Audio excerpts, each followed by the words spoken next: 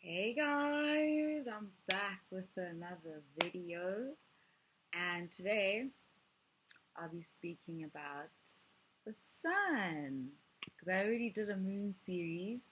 I'm actually going to do, it's going to be a pretty lengthy video, but I'm going to try to be as succinct as possible because I want to talk about Mercury as well. Yeah. Okay, cool. Right. First, let's just talk about the sun. What is the sun? One of our biggest luminaries. I mean, without it right now, well, goddamn. we'd not, pretty much would not have life, on this planet, rather, as we know it. Life as we know it. Um, it's obviously one of the life forces that we have, and it's in astrology. It's ruled, it's ruled by Leo. Okay, so that's why when Leo step up in the room, bitch, everybody knows what up. I'm not a Leo, by the way, but anyway. So yeah, so everybody just knows because Leo carries that energy. It has a very commanding spirit. So I just wanted to talk about the sun in the different houses. Okay, so with my series, I'm gonna focus on the sun or like the planets in different houses rather than the sun or the planets being ruled by a particular sign. Okay, that's just how I choose to do it. Maybe when I have time again, I'll do it again in that particular way. Okay, so let's talk about the first house. So if you guys have not watched the previous video, that's fine. I'll just quickly, before I even talk about the house, I'll give you a rundown of what it is. Because I understand, people and algorithms here on YouTube. You guys are not going to watch everything. But anyway, sun in the first house. Okay, what is first house? Remember, like we have the 12 signs of the zodiac, we have 12 houses, okay, that carry a particular energy in a particular part of life. So therefore, we actually carry all signs or all energies of the zodiac, rather. But when your sun, aka what it means, what it means is your sense of individuality. That's what people see generally, mostly. This is different from your ascendant, and I don't want to confuse you guys, but your sun sign is literally like what people can just say about you, like, oh, okay, cool, this is what you are. But the thing is, it gets changed a bit because once it's placed in a different house, say for instance, you are a Taurus, right? But you're a Taurus whose sun is your Taurus sun, but your sun sign is in the first house. What that means is that you're not gonna, just be like, what is even a normal Taurus? But anyway, let's just there's a typical Taurus, but what I want to say is that because energy is so beautiful and everyone is so unique, you have to allow however that energy wants to like channel itself through. So you'll mostly be channeling that Taurian energy through the first house expression. And what is the first house? The first house is yourself, your sense of self. It's your physical appearance, it's your body, it's you. So you'll be carrying out that Taurus energy, but mostly with yourself. I don't know if that makes sense. Okay, cool. So if your sun, let's just talk about the houses and the sun, please, because if I talk about the planets, y'all gonna get confused, and I don't want that. Okay, so sun in the first house. These people, very good looking. Okay, that's just a side note. Anyway, but everyone's beautiful, but strikingly good looking. You know what I'm saying? Because it's close to the ascendant, and that's what people see. So generally, people are drawn to you because you're beautiful. You know what I'm saying? But also they center a lot of their energy around themselves. And I know in like nowadays, it's becoming a little bit more acceptable, to be focusing on yourself and that sort of thing. But like previously, like I was kind of like looked down upon, people that are very much like talking about themselves, only looking out for themselves, very self protective as well. People with Sun in the first house energy. So all of their efforts, ideas, and everything are going to be centered around themselves, you know. I'm going to give you guys an example of someone who has the Sun in the first house. And I think it was no, no, no, no, no. It's not her. It's not her. But I personally have someone very close to me with their Sun in the first house, and let me tell you, that's just how it goes. Sometimes you just have to just let them be like, cool. It's about you, baby girl. It's fine. It's okay. So yeah, Sun in the first house. That's your energy. Sun in the second house. Gosh darn it, you guys are very much about your possessions and the things that you value. So in a way, your possessions kind of make up your identity. It's like, oh, I'm rocking a quote unquote insert name of brand here, and that's me, that's me. And it's like, nah. Well, not that nah, but that's just how you guys tend to operate. So your possessions and your values, your values really make who you are. So if you say, hey, this is the kind of thing that I like, this is the kind of thing I don't like, or that's, people take that really seriously. Also, Sun in the second house also carries a lot of Taurian sort of energy, because Taurus generally rules the second house. I'm not talking, but yeah, just it generally rules the second house. So also might have a lot of bit of Taurus flair to whatever sun sign that you have already, because it's placed in the second house. You know what I'm saying? So yeah, I like to indulge in the good things of life. You know what I'm saying? So yeah, that's what I'm saying. Possessions and sensual experiences, nice things, nice food, nice, just the best, rather. Let me not say nice, the best. Cool. Then we have Sun in the third house. Very communicative people, communicative, love, probably work in the media. People who have Sun in the third house, news sort of anchors, just very good at social networking. You know what I'm saying? Always chatting, always on their phone. You know what I'm saying? But just very, very, very expressive and communicative about themselves, and just people like to network and that sort of thing. Ruled by Gemini, the house of communication, because it's ruled by Mercury, because Mercury rules both Gemini and Virgo.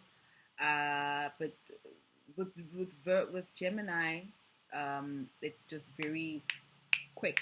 It's our day-to-day communication. That's why everything is happening so fast, and that's why even speaking, or even traveling, your short distance travel, that sort of thing, that might be something that you are constantly doing. If you have Sun in the third house, is like you're constantly moving and traveling around. You know what I'm saying? Not like travel like ninth house travel, like long distance sort of thing, but like just you're always on the move. Always talking, always on the move. And your siblings are actually a very big part of your life. They actually help ground you in a way. Yeah, Sun in the third house. Sun in the fourth house. This is the house of home, family, security. It's basically your subconscious mind. You know what I'm saying? So these are people that are very family oriented, very much like to be in their own sort of space. That's where their personality really comes out. It's like you'll see, like if they're talking about their mom, always talking about their mother, always talking about their house, their family, you know, all of these things.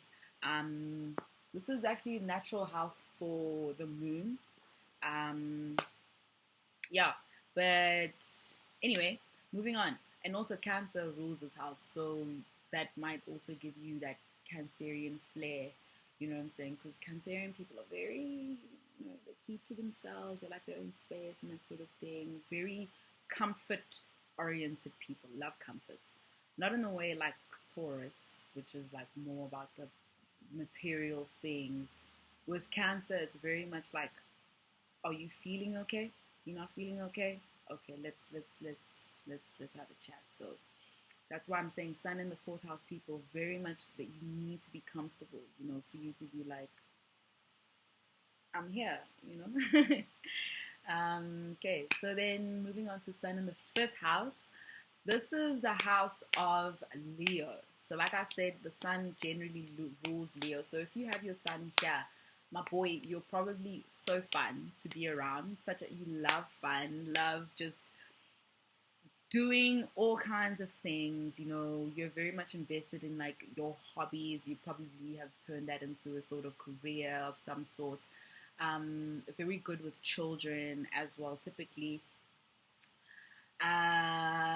Very fun, like I just said, warm, loving people.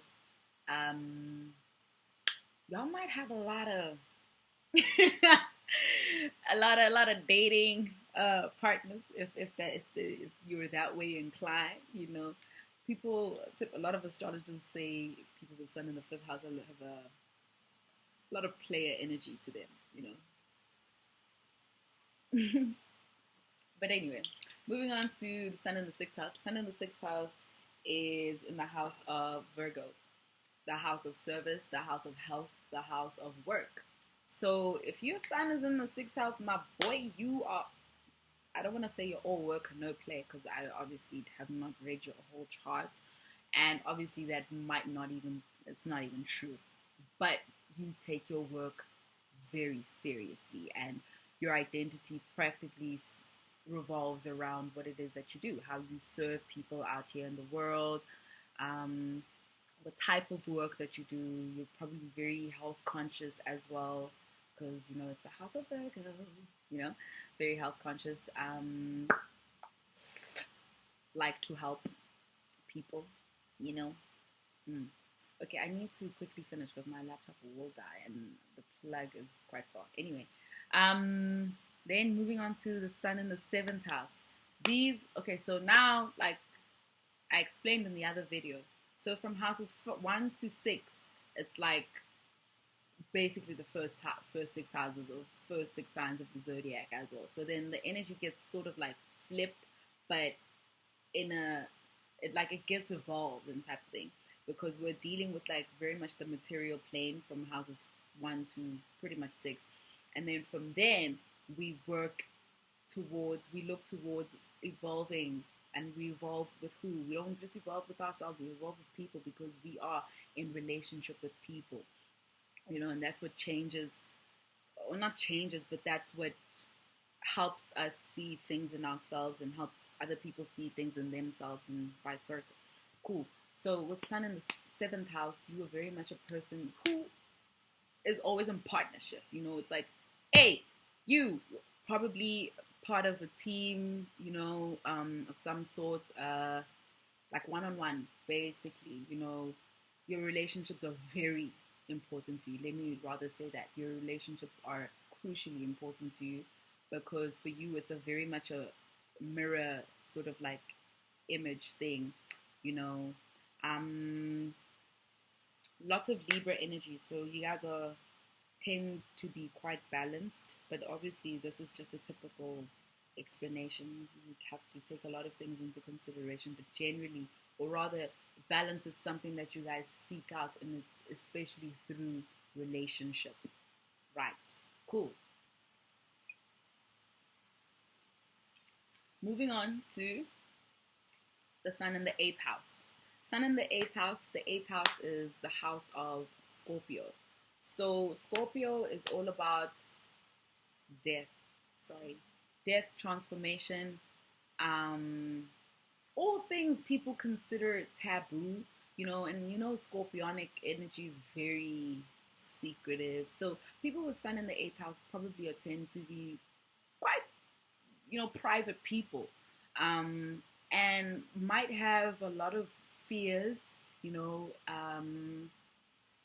especially I would say like during childhood that they would need to overcome in order for them to transform into the beautiful yo force that they are, because really you are a force, you know what I'm saying.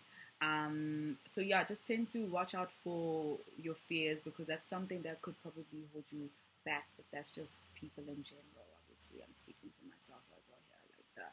But anyway, if your identity, your whole sort of like identity is in this house, that's the sort of energy that's going to come out. You're someone who probably likes to talk about taboo things, very much drawn to that sort of thing, drawn to the dark side of the world, the whole human experience, and that's something that you guys want to expose, because the sun is gonna brightens up each sort of house that it's in. So if it's in the house of Scorpio, the house of AKA apparently darkness, then that's what we're gonna light up. You know what I'm saying? Cool. Moving on to sun in the ninth house, right? Sun in the ninth house, these are people that are probably going to be learning for a long time. They love to learn. And I mean like higher, sort of like knowledge type things, probably going to get their master's, PhD, probably more than one, always learning, always traveling, always wanting to learn about other cultures as well. Because this is the house of long distance travel, higher learning, your beliefs. You guys are very much people about your beliefs, your higher beliefs. And what I mean about that is that gives you guys a very much like a sense of purpose type thing, and that's something people can define you by type thing. Okay, I need to stop this.